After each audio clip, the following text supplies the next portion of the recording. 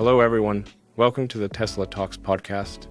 Today we have two special guests here with us, Andrew and Mo. It's good to see you again, Elon. Thanks for having us back. Yeah, it's been a while. Thank you. It's an honor to be on this podcast once again. Yeah, it's always exciting having you guys back. For those of you unaware, Andrew and Mo have been working on a project that aims to identify dangerous driving locations in Virginia Beach, and I've invited them back here today to talk about their work so far. I have a feeling that their work could be useful in Tesla-solved driving endeavors. Yeah, for sure. Just like a quick summary, our project works to identify dangerous intersections in areas, and this information could help keep drivers informed and safe, or even help train Tesla's autonomous driving models. That sounds amazing.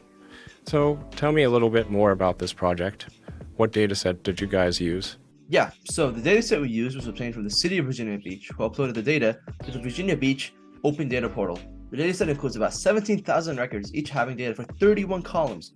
Some important columns that we used included Main Street, which was the street and block of the accident, as well as the accident date and accident time, which describe when the accident occurred. Here, let me show you a quick overview of the data. As you can see, the accident spanned all of Virginia Beach. You can see at certain intersections there are several accidents. Cool. How did you guys process this data? Well, before using the data, one important step we had to take was to geocode the street data into latitude and longitude coordinates.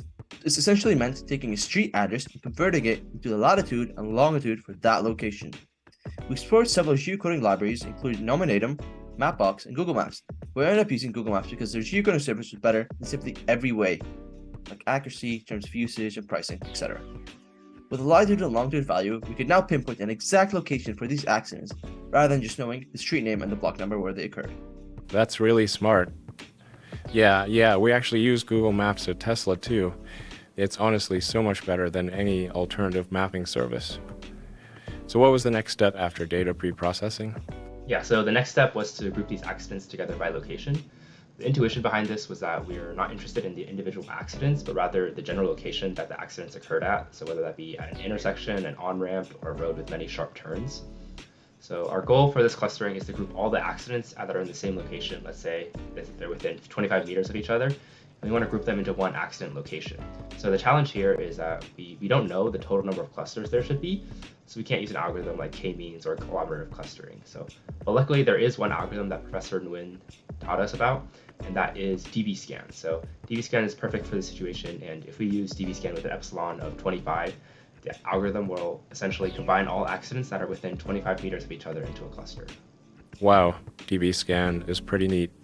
With these accidents clustered into locations, what was your next step? With individual accidents now grouped into clusters, the next step was to identify which of these clusters were dangerous. First, we needed to gather data to describe each of these clusters. To do this, we aggregated features from each location, including the total number of accidents at that location, whether or not the accidents was at the intersection, total number of vehicles that have been involved in the accidents at that location, the average number of vehicles involved per accident, the average number of days ago each accident occurred, and the average accident time in the day. That makes sense.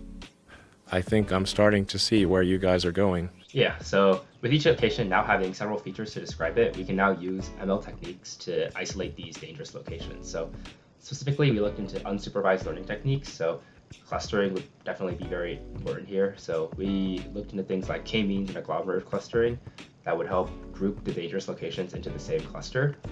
So essentially, we would be able to conclude that any location in these dangerous clusters were also dangerous. To find the optimal number of clusters to run k-means with, we utilize the elbow method. So this graph here shows the cluster inertia for different k-values. And there doesn't seem to be any prominent elbow, but we ended up choosing k equals 7 because it was the most elbow-like.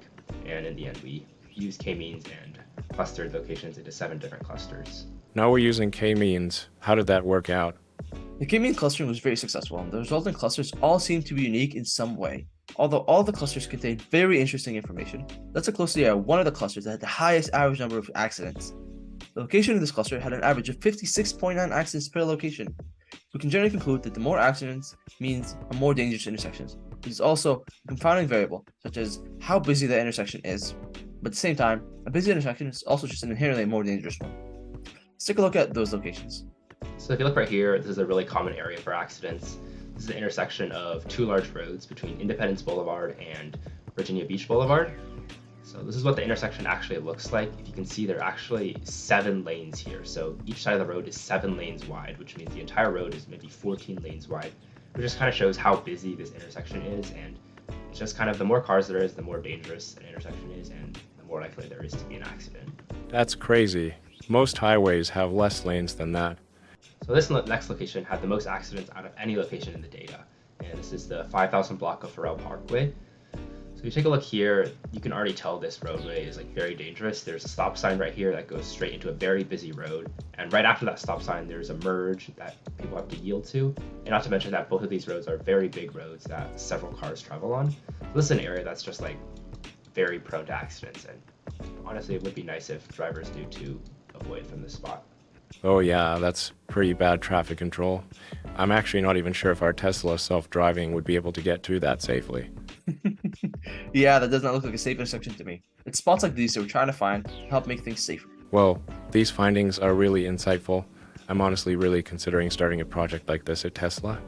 With the technique that you have developed and the data we have at Tesla, I'm sure our team might want to do this at a national scale. Yeah, it could certainly make things safer for people driving on the roads and autonomous drivers. Yeah, that's for sure. Well, would you look at the time? We're going to have to wrap things up. Thank you guys so much for coming back to Tesla Talks. I'm sure our viewers really enjoyed hearing about your work. Anytime. We always love coming back here. It was good to see you. Yeah, thanks again for having us. We hope that we were able to showcase the good work we've been working on. Of course. All right, guys. Well, that is it for today's episode of Tesla Talks. I'll see you guys in the next one.